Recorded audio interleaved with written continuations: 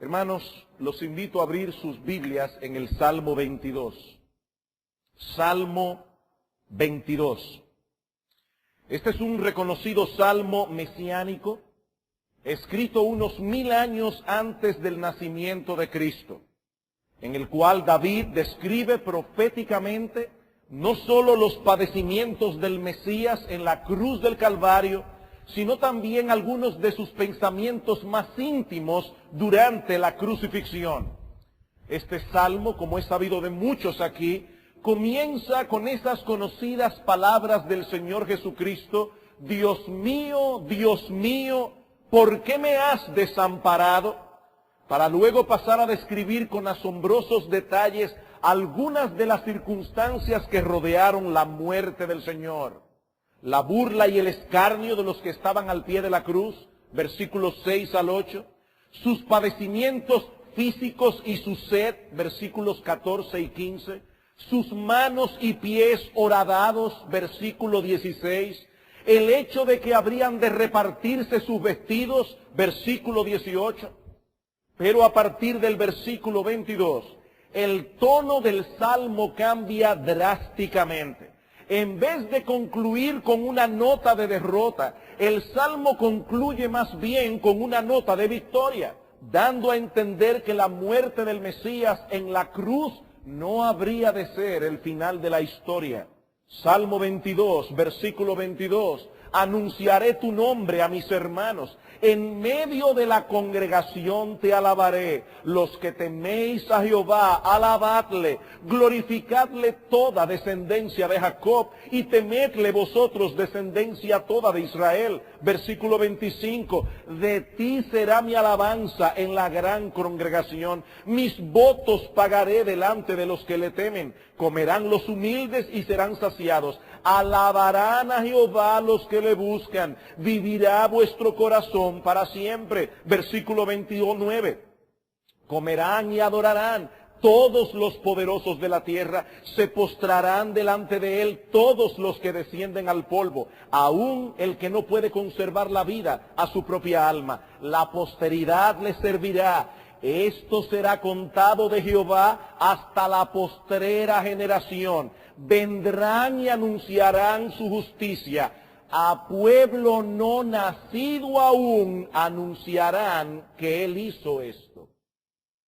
Queridos hermanos, es de nosotros, su iglesia, que el Espíritu de Cristo está hablando en este salmo por medio de David. Nosotros somos esa gran congregación que se describe en el versículo 22, en medio de la cual Cristo mismo, porque es Él quien está hablando aquí por boca de David, Cristo mismo promete anunciar el nombre de Dios en esta gran congregación, a la que a su vez Él invita a que eleve junto a Él sus alabanzas al Padre.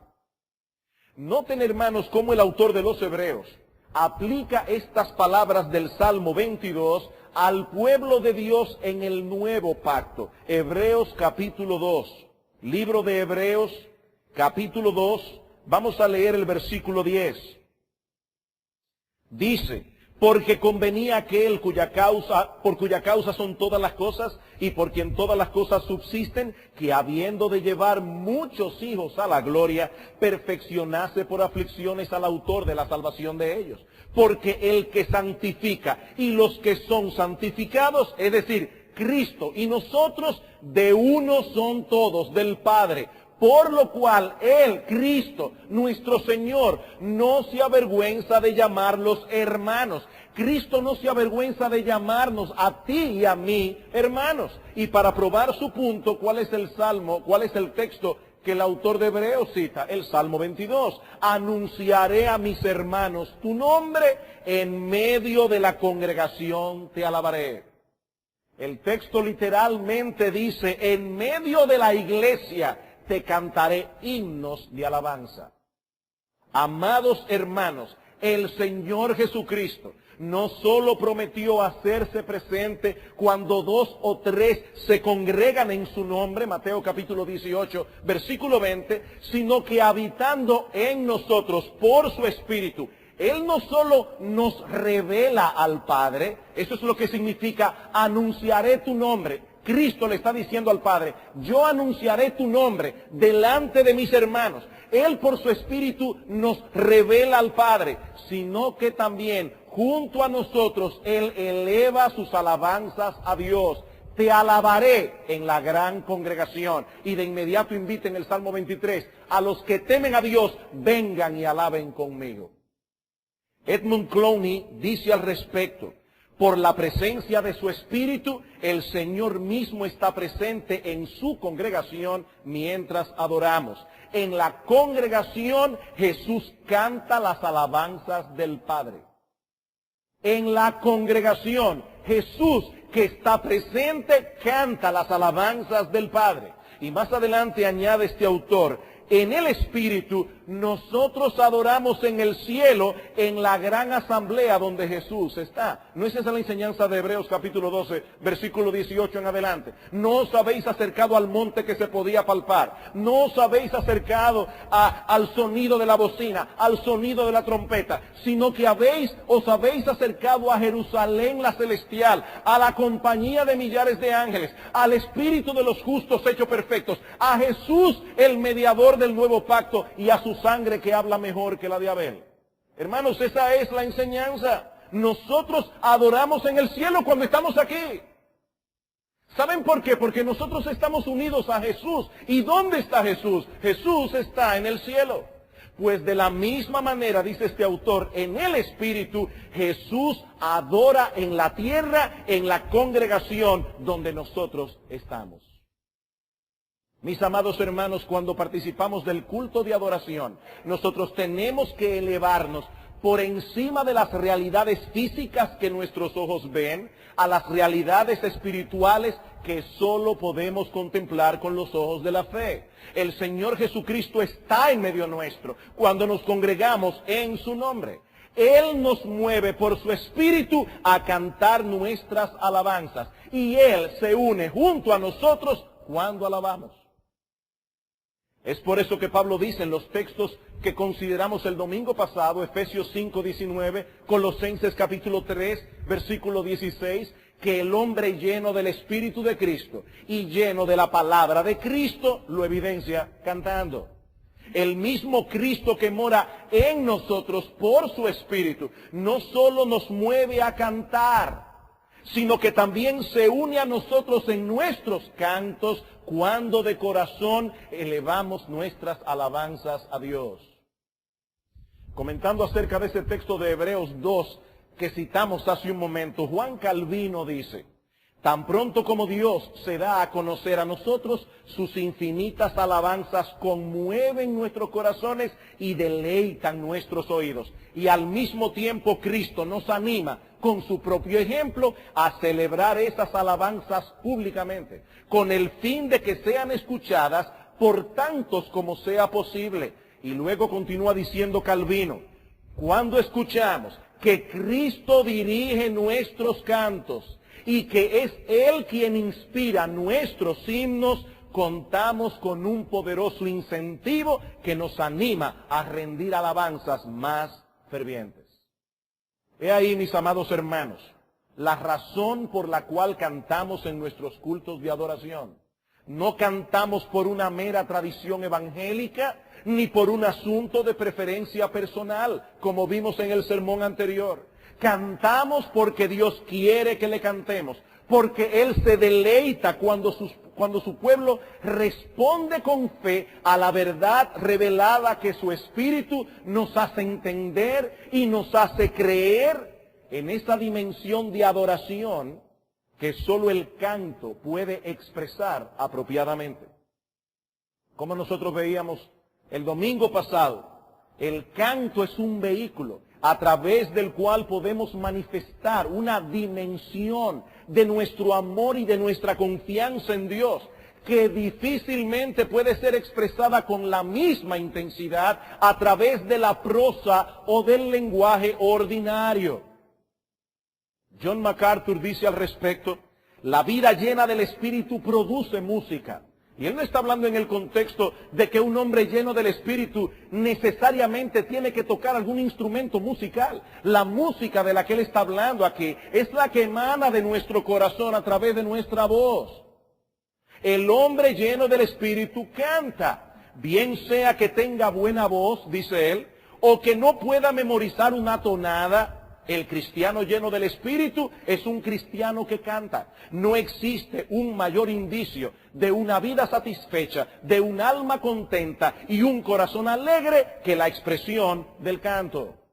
Y luego añade John MacArthur, la primera consecuencia de la vida llena del Espíritu mencionada por Pablo no fue tener una fe que mueve montañas, o algún tipo de experiencia de éxtasis espiritual, o capacidad para hablar con dinamismo, ni otra cosa semejante.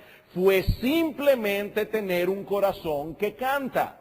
Cuando el creyente anda en el Espíritu, tiene un gozo interno que se manifiesta con música. Dios pone música en las almas y luego en los labios de los hijos de Dios que andan en obediencia. Pero hermanos, aún nos restan dos preguntas más con respecto al canto congregacional que vamos a considerar tanto este domingo como el próximo, si el Señor lo permite. Ya vimos por qué cantamos, cuál es la razón de esta práctica en la iglesia. En la noche de hoy queremos responder ¿para qué? ¿Para qué cantamos? ¿Cuáles son los propósitos que pretendemos alcanzar con nuestros cantos en el culto de adoración? Luego que esas dos preguntas hayan sido debidamente respondidas, entonces estaremos listos para considerar cuáles son los signos que debemos cantar en nuestros cultos. ¿Qué características indispensables deben tener nuestros cantos congregacionales si de veras queremos cumplir el propósito por el cual cantamos? Pasemos entonces a considerar nuestra segunda pregunta relacionada con el canto congregacional. Mi hermano, tú has venido aquí en esta noche, como viniste también muy probablemente esta mañana. Cuando el hermano que estaba aquí dirigiendo las alabanzas nos invitó a cantar, tú te uniste con él y con la iglesia en tu canto o en el canto de alabanza. La pregunta es, ¿para qué? ¿Para qué? ¿Para qué cantamos? ¿Cuáles son los propósitos que queremos alcanzar con los signos que entonamos en nuestros cultos de adoración? Mis hermanos, esta es una pregunta fundamental. Si no sabemos qué buscamos lograr con nuestros cantos, no tendremos ningún criterio objetivo para decidir cuáles son los signos que debemos cantar en la iglesia. Pero debido a la confusión reinante con respecto a este asunto, permítanme primero enfocar esta pregunta desde una perspectiva negativa. Desde una perspectiva negativa. He aquí algunos propósitos que no deseamos alcanzar con nuestros cantos congregacionales. En primer lugar, nosotros no cantamos para entretener. En primer lugar, nosotros no cantamos para entretener. Eso debería ser obvio para todo aquel que conoce la naturaleza y misión de la iglesia, pero, mis amados hermanos, lamentablemente nosotros vivimos en medio de una generación donde el entretenimiento, el pasatiempo, la diversión ocupan un lugar preponderante. Y la iglesia no es inmune a esa cultura del entretenimiento. Queridos hermanos, nosotros vivimos en una época tendiente a lo superficial, tendiente a lo ligero, lo intrascendente, lo que satisface en el momento, donde sentirse bien es más importante que ser bueno, donde verse bien y pasarla bien es 1000 veces más importante que el cultivo de todo aquello que es necesario para vivir bien. Esa es la época en la cual vivimos. Y cuando esa forma de pensar comienza a penetrar en la iglesia, ¿saben lo que ocurre? Que de inmediato se inicia en la iglesia un proceso que yo he llamado un proceso de trivialización. un proceso de trivialización. Las cosas trascendentes, las cosas importantes, la gloria de Dios, la obra de Cristo, el llamado del Evangelio a la fe y al arrepentimiento, comienzan a ser trivializados, comienzan a ser tratados con ligereza para que la gente se sienta bien en medio nuestro. ¿Y saben cuál es el área donde primero suele manifestarse esa tendencia? En el canto congregacional y la música de la adoración. En el canto congregacional y la música de la adoración. Mis amados hermanos, algunas personas no parecen entender que una adoración ligera y superficial es tan dañina y tan contraproducente como una predicación ligera y superficial. El canto es un medio de instrucción, como veremos en un momento. Si no debemos tolerar que la predicación se torne en mera diversión, tampoco debemos tolerarlo en nuestras alabanzas, porque tan seria es una cosa como la otra. Hermanos, ¿cómo ustedes reaccionarían como iglesia si en vez de tomar este tiempo para exponer y aplicar el significado de las Escrituras, uno de vuestros pastores un domingo en la mañana o un domingo en la tarde decide tomar el tiempo de predicación para contar unas cuantas historias, relatar algunas anécdotas y hacer algunos chistes? ¿Cómo se sentirían ustedes? ¿Cómo reaccionarían? Bueno, hermanos, yo espero como pastor de esta iglesia, y estoy seguro que mis pastores también, que ustedes reaccionen si algo como eso llegase a suceder. La pregunta es, ¿permitiríamos como iglesia que alguien viniera aquí a cantar canciones religiosas insulsas, intrascendentes, sin sustancia, divertidas, pero sin contenido bíblico y teológico? Si no lo permitimos en la predicación, ¿por qué lo vamos a permitir en la alabanza? Yo recuerdo en mis primeros tiempos de convertido que en algunas iglesias se cantaba un corito, y yo estoy seguro que los más viejos aquí recordarán, un corito que decía: fue un día lunes cuando me entregué, fue un día lunes cuando me entregué, fue un día lunes cuando me entregué, cuando Jesús me salvó. Y todos aquellos que habían hecho profesión de fe el lunes se paraban en la iglesia. Luego venía: fue un día martes cuando me entregué, fue un día martes cuando me entregué, fue un día martes cuando me entregué, cuando Jesús me salvó. Y todos los que se habían hecho profesión de fe el martes se paraban. Luego fue un día miércoles. Y finalmente, cuando ya se repasaban todos los días de la semana, terminaba diciendo: fue un día cualquiera. Eso es para aquellos como yo que no recordamos cuando hicimos profesión de fe. Y hermanos, yo quiero hacer una aclaración aquí, porque no es mi intención, y Dios lo sabe, ofender a ningún hermano en Cristo. Puede ser que algunas personas que hacen eso lo hacen con un buen corazón. Pero mi pregunta es, ¿cuál es la sustancia de eso para cantarlo en la iglesia? Es divertido. Y todos se paran y se sientan y se paran y se sientan. Pero la pregunta es, ¿qué propósito cumple ese corito en la iglesia? Marcos se va a acordar de esto, Marcos Peña. En una ocasión nosotros visitamos una montaña por el Cibao. Había una obra que un misionero estaba levantando allí con mucho esfuerzo. Y hermanos, para mí la obra de los misioneros es una obra admirable. Pero cuando estábamos allí en la montaña, el misionero preguntó a los hermanos qué querían cantar. Y yo recuerdo, porque nos quedamos todos un poco sorprendidos, porque la persona que estaba allí, en buen cibaeño, dijo: vamos a cantar la Tres Paimas. La Tres Paimas es las tres palmas en español, en buen dominicano. Es un corito que dice: si Jesús te satisface, da tres palmas. Entonces uno da tres palmas, otra vez. Muy divertido. La pregunta es, hermanos, ¿qué propósito, aparte de divertir, cumple eso en la iglesia? Hermanos, yo me pregunto, Ese es el tipo de cosas que pensaríamos que el Espíritu de Cristo que habita en nosotros quiere que nosotros cantemos. Ya nosotros vimos que es Cristo por su Espíritu el que obra en nuestros corazones, el que abre nuestras bocas para alabar a Dios. La pregunta es, ¿cuál es el tipo de himnos que nosotros esperamos que Cristo cante junto con nosotros? ¿Cuál es el tipo de himnos? Y hermanos, esa pregunta no es difícil de responder. La respuesta es aquellos que cumplan el propósito para el cual Él se encarnó y para el cual Él dio su vida. En Efesios capítulo 5, versículo 25, dice claramente: maridos, amad a vuestras mujeres, así como Cristo amó a la iglesia y se entregó a sí mismo por ella. ¿Para qué? ¿Para que no se aburra la iglesia?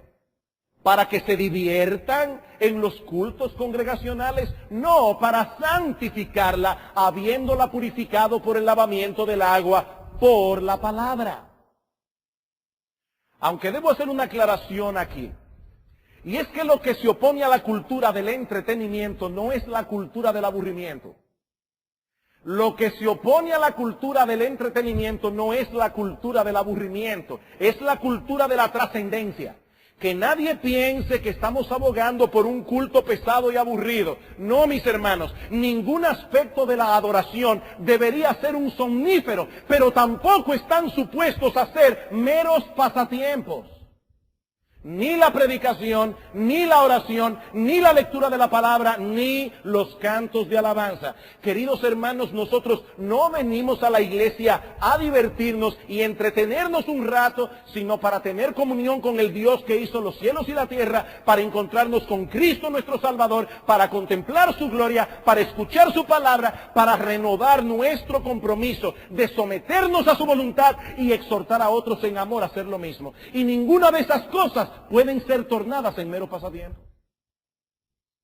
Como dice John MacArthur, hablando acerca del canto en la iglesia, nunca se debe permitir abaratar lo que no tiene precio, ni trivializar lo que es insondable y profundo. Y mis hermanos, nada hay más preciado e insondable que las verdades que Dios ha revelado de sí mismo en su palabra y que nosotros debemos proclamar con nuestros himnos y con nuestra predicación. Cantar en la iglesia para entretener o convertir el culto de adoración en un espectáculo no es otra cosa que una profanación de lo sagrado y una ofensa al Dios que nos llama a adorarle con temor y reverencia. Y eso no está en el Antiguo Testamento, eso está en el Nuevo Testamento, en Hebreos capítulo 12, versículo 28. No cantamos para entretener. En segundo lugar, tampoco cantamos para evangelizar. Tampoco cantamos para evangelizar. Y yo sé que esta declaración puede resultar chocante para algunos, pero mis hermanos, lo cierto es que en ningún lugar del Nuevo Testamento se presenta el canto congregacional primariamente como un medio para salvar a los perdidos. Con esto no queremos decir, con esto no estamos negando el hecho de que Dios puede usar las verdades de su palabra expresadas a través de un himno para salvar a un pecador. Hay personas que dan testimonio de que fueron alcanzadas o al menos inicialmente despertadas a su condición espiritual y su necesidad de un Salvador escuchando la letra de un himno.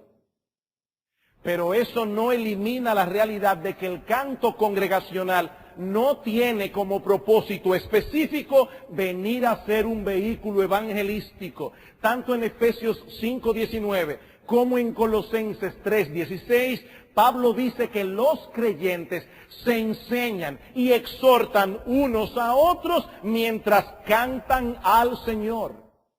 ¿A quién dirigimos nuestros himnos? Primariamente al Señor y a los hermanos de la iglesia. Allí no dice nada de hablarle al incrédulo a través del canto. Para eso está la locura de la predicación, como dice Primera de Corintios, capítulo 1, versículo 21.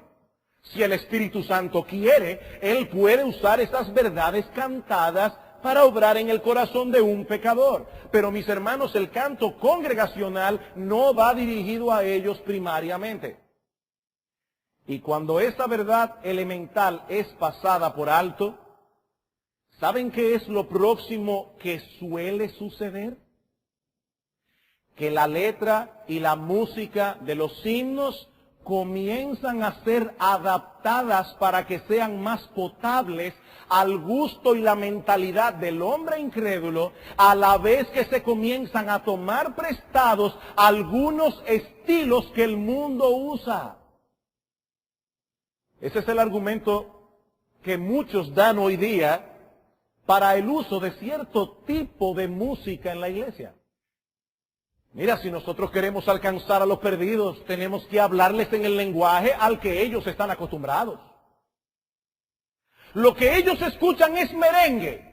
Entonces vamos a predicarles a ritmo de merengue, o a ritmo de bachata, o a ritmo de rock, o de balada pop, porque ese es el estilo al que ellos están acostumbrados. Y ¿saben qué, hermanos? Algunos piensan incluso que tienen apoyo bíblico para esa filosofía evangelística.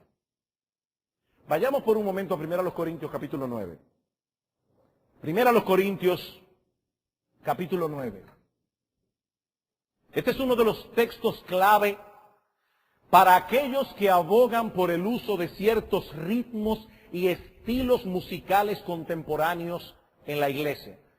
Vamos a leer 1 Corintios capítulo 9, versículo 19 al 23. Dice Pablo aquí: por lo cual, siendo libre de todos, me he hecho siervo de todos para ganar a mayor número. Me he hecho a los judíos como judío para ganar a los judíos. A los que están sujetos a la ley, aunque yo no esté sujeto a la ley, como sujeto a la ley para ganar a los que están sujetos a la ley. A los que están sin ley, como si yo estuviera sin ley, no estando yo sin ley de Dios, sino bajo la ley de Cristo, para ganar a los que están sin ley, es decir, a los gentiles. Me he hecho débil a los débiles para ganar a los débiles.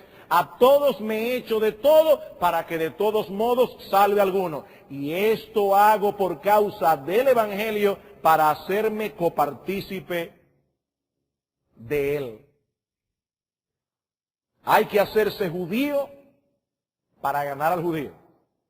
Ahora, hermanos, ¿significa eso que nosotros debemos adoptar el estilo del mundo para ganar al mundo? No, mis hermanos. Eso fue precisamente lo que Pablo se negó a hacer cuando fue a Corinto a predicar el Evangelio. 1 Corintios capítulo 2. 1 Corintios capítulo 2, unos capítulos más atrás en esta misma carta. Dice Pablo: así que, hermanos, cuando fui a vosotros para anunciaros el testimonio de Dios, no fui con excelencia de palabras o de sabiduría. Deténganse por un momento allí. En la época de Pablo estaban de moda en Grecia unos filósofos llamados sofistas. Estos sofistas no estaban interesados en descubrir la verdad, a pesar de que la palabra filosofía significa amor a la sabiduría. Los sofistas simplemente eran maestros ambulantes que le enseñaban a las personas por paga el arte de la argumentación. Eran personas que sabían hablar bien. Los griegos apreciaban la oratoria. Lo que Pablo está diciendo aquí es: yo sabía lo que a estos corintios les agradaba, les fascinaba, lo que ellos querían oír. Ellos querían oír a un buen orador, pero yo no fui allí a hacer un despliegue de retórica. Yo no fui allí a hacer un despliegue de oratoria, porque de haberlo hecho hubiese sido un mundano. ¿Qué sigue diciendo Pablo? No, yo no fui con excelencia de palabras o de sabiduría. Eso no significa que Pablo era un mal predicador.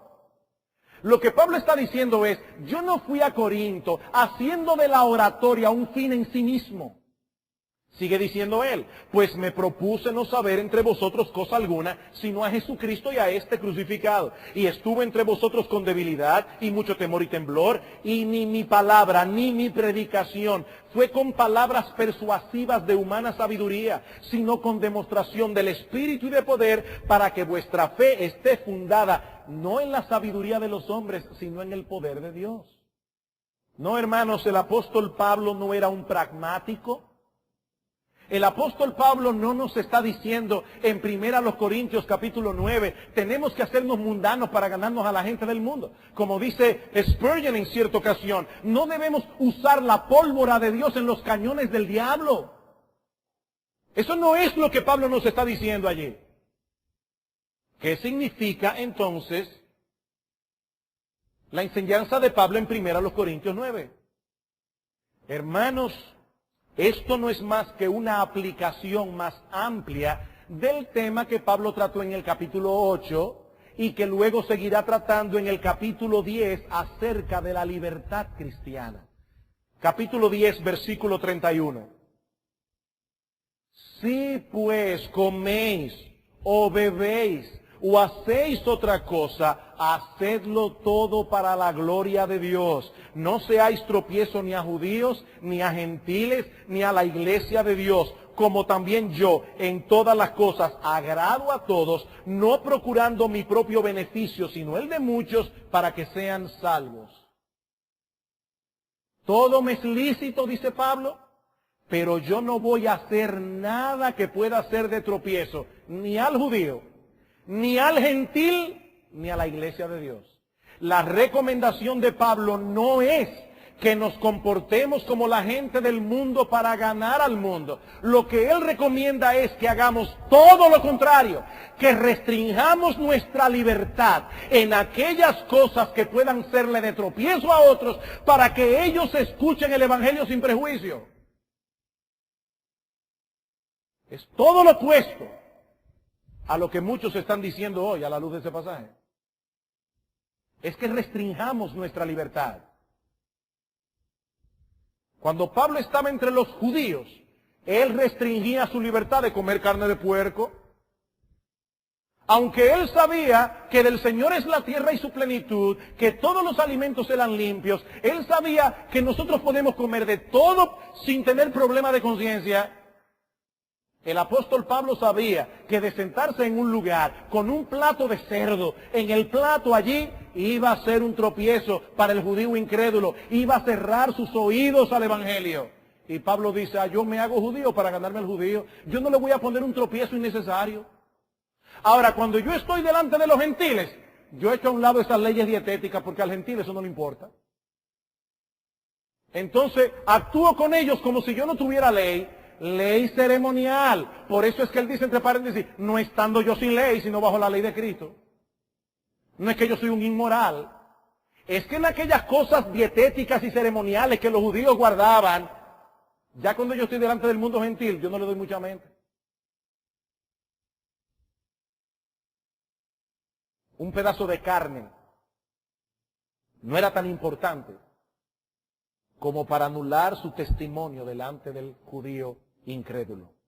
Es en ese sentido que Pablo se hacía de todo para que de todos modos salve a algunos. Pero hermanos amados, este texto nada tiene que ver con adoptar un estilo mundano para ganar a la gente del mundo, ni mucho menos rebajar el contenido doctrinal de nuestros signos, aguarlos un poco y a veces aguarlos demasiado para que el incrédulo no tenga problemas al oírlos. En el mismo instante en que los signos comenzaron a ser usados como un vehículo evangelístico, y eso sucedió a final del siglo XIX, principios del siglo XX, desde que eso se comenzó a hacer, hermanos, de inmediato comenzó a notarse un cambio en el contenido doctrinal de las letras de los signos, de inmediato. Los signos comenzaron a enfocar cada vez más la experiencia de la vida cristiana antes que la persona de Dios y las grandes doctrinas del Evangelio. De inmediato comenzaron a ser cada vez más sentimentales y cada vez menos objetivos. Y aclaro, hermanos, yo no tengo ningún problema con los himnos que hablan de la experiencia de la vida cristiana. Tampoco estoy opuesto a los himnos a través de los cuales nosotros podemos desplegar lo que son nuestros sentimientos de alegría, de gratitud, de gozo y aún de tristeza delante de Dios. No tenemos problemas con eso, hermanos. Pero ciertamente cuando nosotros vamos al libro de los Salmos, ¿cuál es el contenido general de los Salmos? La alabanza y la gloria de Dios. No mi experiencia, no mis sentimientos. La semana que viene, si el Señor lo permite, veremos algunos ejemplos de esto. Aunque debo aclarar, hermanos, que estamos hablando aquí de una tendencia que comenzó a manifestarse en esa época. Pero de ninguna manera estamos implicando que todos los himnos compuestos en los últimos 100 años tienen ese problema. Nosotros cantamos hace un momento el himno al Padre. Ese himno fue compuesto por Felipe Bleicher hace unos añitos atrás. Y es un himno sumamente sólido, con muchos de los nombres a través de los cuales Dios se revela a sí mismo. Hermanos, los himnos no se aprecian por su añejamiento, sino por su contenido. Pero es indudable que a través de la historia de la iglesia ha habido épocas más oscuras que otras. Ha habido épocas más superficiales que otras. Y eso se refleja en los himnos que esas épocas han producido. Y lo cierto es que esta época en la que nos ha tocado vivir no se caracteriza por ser una de las más profundas. Eso es una realidad. Eso es una realidad. Pero pasemos ahora, en los minutos que nos restan, al aspecto positivo. Ya vimos que no cantamos para entretener, no cantamos para evangelizar. ¿Para qué cantamos entonces? ¿Cuáles son los propósitos que sí debemos procurar alcanzar con nuestros himnos? Hermanos, en cierto modo, ya nosotros hemos respondido a esa pregunta. Con las cosas que hemos dicho hasta aquí, hay dos propósitos básicos que queremos alcanzar con nuestros cantos. En primer lugar, nosotros cantamos para darle gloria a Dios y deleitarle a Él. Darle gloria a Dios y deleitarle a Él. Él y nadie más ha de ser el objeto primario de atención mientras cantamos. Es a Él a quien dirigimos primariamente nuestra alabanza. Y es su gloria la que procuramos cantar. Salmo 9, versículo 11. Salmo 9, versículo 11. Cantad a Jehová que habita en Sión. Publicad entre los pueblos sus obras. Salmo 13, versículo 6. Cantaré a Jehová porque me ha hecho bien. Salmo 21, versículo 13. Engrandécete, oh Jehová, en tu poder. Cantaremos y alabaremos tu poderío. Salmo 27, versículo 6. Luego levantará mi cabeza sobre mis enemigos que me rodean, y yo sacrificaré en su tabernáculo sacrificios de júbilo. Cantaré y entonaré alabanzas a Jehová. Salmo 29, versículos 1 al 3. Tributad a Jehová, oh hijos de los poderosos. Dad a Jehová la gloria y el poder. Dad a Jehová la gloria debida a su nombre. Adorad a Jehová en la hermosura de su santidad. La insistencia es clara. Dad a Jehová, adorad a Jehová, alabad a Jehová, atribuidle a Él la gloria debida a su nombre. De paso, hermanos que tienen niños pequeños, la próxima vez que haya una fuerte tormenta eléctrica y haya uno de esos aguaceros que saben caer en República Dominicana, hermano, toma a tus hijos pequeños y léeles el Salmo 29. Porque este es un salmo que muy probablemente fue escrito en medio de una gran tormenta. Y el salmista está describiendo allí la voz del trueno, las aguas que caen, cómo retumba el desierto, cómo los árboles se caen y salen de cuajo de la tierra. Y dices, es la voz de Jehová, truena el Dios de gloria. Dad a Jehová la gloria debida a su nombre. Salmo 30, versículo 4. Cantad a Jehová vosotros sus santos y celebrad la memoria de su santidad. Versículo 12. Por tanto, a ti cantaré, gloria mía, y no estaré callado. Jehová Dios mío, te alabaré para siempre. Queridos hermanos, nuestro Dios es el oyente y destinatario principal de nuestros cantos, a quien nosotros debemos agradar y glorificar mientras cantamos. La pregunta es, a la luz de esa realidad, ¿cuáles son los signos que debemos entonar en nuestros cultos para el mayor deleite y gloria de Dios? Hermanos, esa pregunta debe ser respondida con otra pregunta. ¿Cómo es que Dios se glorifica a sí mismo delante de nosotros, sus criaturas? Revelándose a través de su creación y a través de su palabra. Los cielos cuentan la gloria de Dios y el firmamento anuncia la obra de sus manos, Salmo 19. Y luego en el versículo 7 dice el salmista, la ley de Jehová es perfecta, que convierte el alma, el testimonio de Jehová es fiel, que hace sabio al sencillo. La creación de Dios, la palabra de Dios. En la misma medida en que nuestros signos reflejen eso que Dios ha revelado de su persona, de sus obras, de sus propósitos, de sus promesas, en esa misma medida Él será agradado y Él será glorificado. Miren, hermano, usted puede traer aquí a un cantante profesional a cantar con una voz preciosa un himno insulso, fofo, sin contenido. Y allí hay otro hermano que desafina que eso no tiene nombre. Y está allí cantando un himno, de esos himnos llenos de la palabra de Cristo. Y yo les aseguro por el testimonio de la palabra de Dios, que Dios está más deleitado con ese que desafina que con este que canta bien. Porque Dios no es como tú y como yo. Para Dios el placer estético no está por encima de la trascendencia y la sustancia. Pero nuestros himnos tienen una dimensión horizontal, como veíamos el domingo pasado. Nosotros cantamos al Señor para su gloria, para su deleite, pero cantamos también en segundo lugar para edificarnos unos a otros, para instruirnos unos a otros, para exhortarnos unos a otros. Alguien decía en algo que leí recientemente que los hermanos no deberían cerrar sus ojos para cantar. A mí eso me es muy difícil. Muy difícil. Yo siempre que canto cierro los ojos.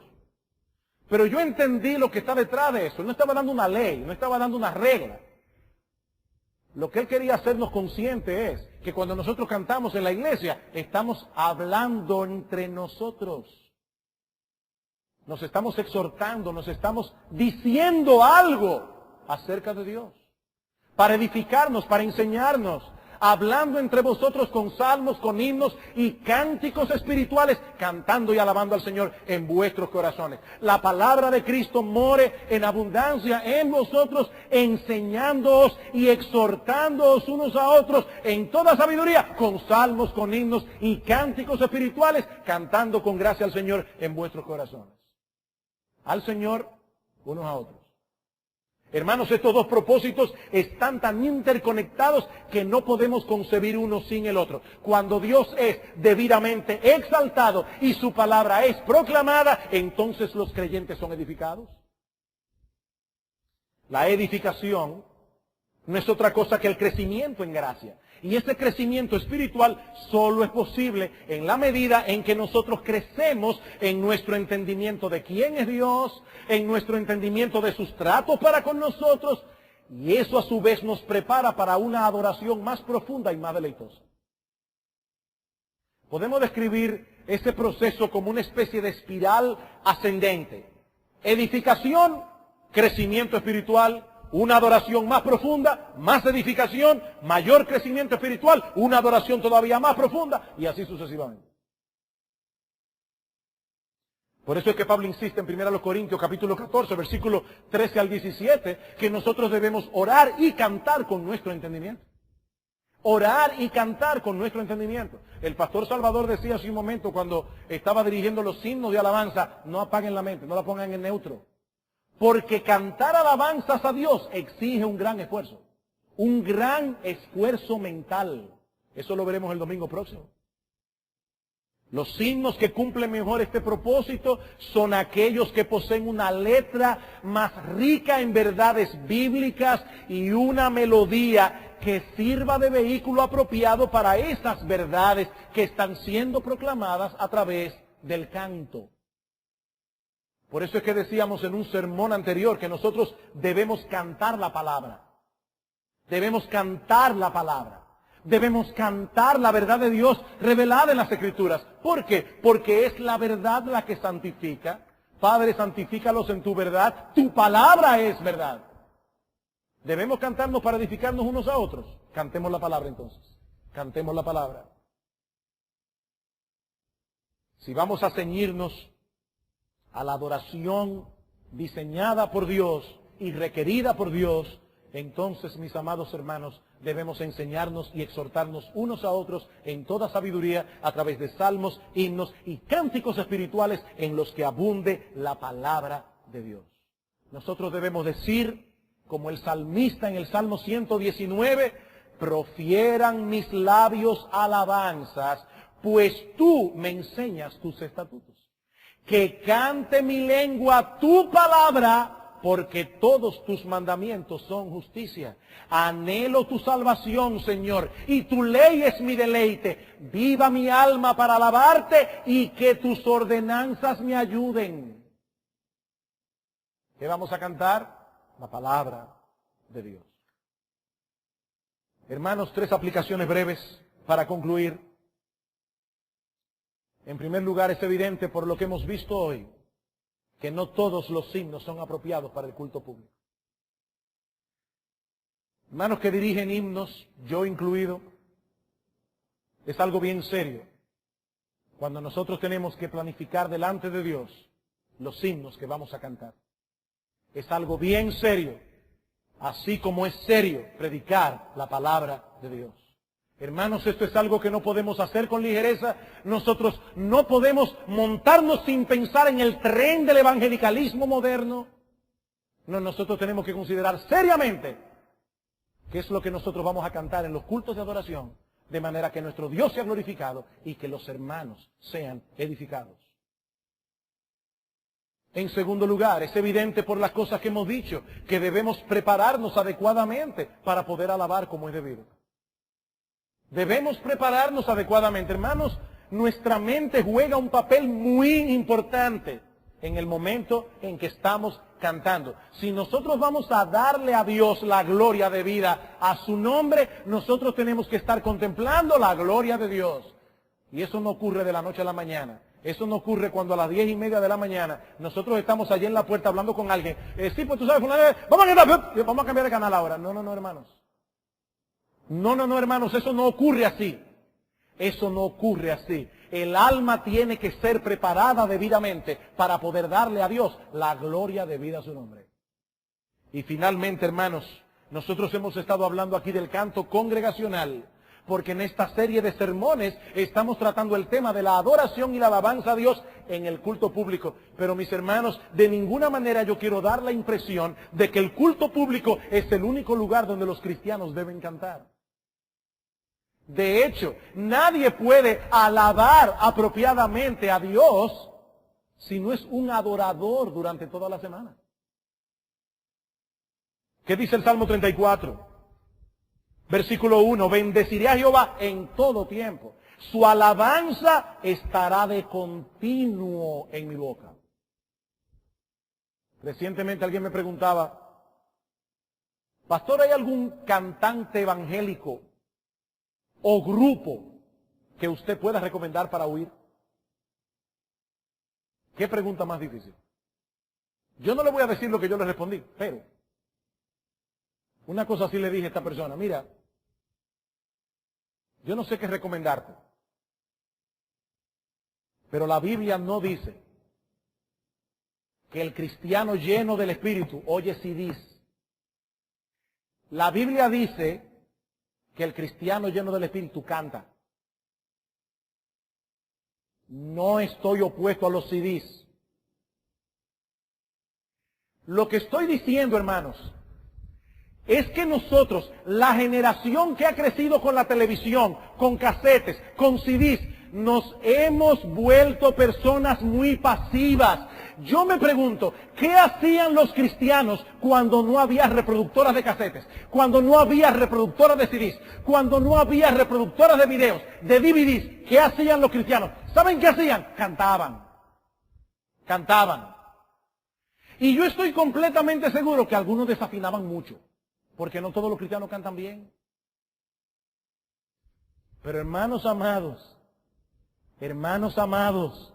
sí, ojalá nosotros podamos tener una buena colección grabada. Y nosotros queremos que el coro de nuestra iglesia grabe sus cosas. Nosotros queremos eso y debemos orar por eso.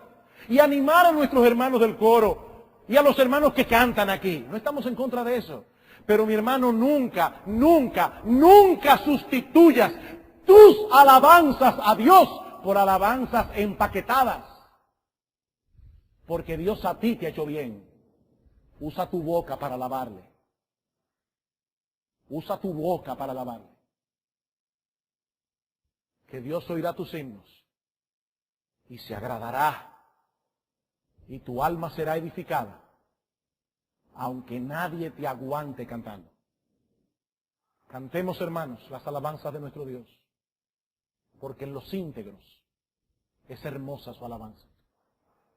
Vamos a orar. Oh Padre nuestro que estás en los cielos, oh bendito Señor y Salvador nuestro,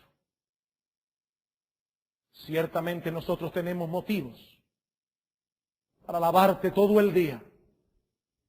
Ciertamente nosotros tenemos motivos para proclamar tu gloria día y noche, para elevar nuestras almas en canción al Cordero que fue inmolado, al que derramó su sangre, a su Espíritu que mora en nosotros, a ti, oh Padre eterno, que no escatimaste a tu propio Hijo, sino que lo entregaste por amor a nosotros. Padre, te alabamos, te bendecimos, te damos gloria y una vez más te suplicamos, oh Señor, enséñanos a adorarte, enséñanos a alabarte y haz de nosotros cristianos que siempre tengan en sus labios un motivo de gratitud, un motivo de alabanza, un motivo para darle gloria a aquel que vive por los siglos de los siglos. En el nombre de Cristo, nuestro Salvador. Amén.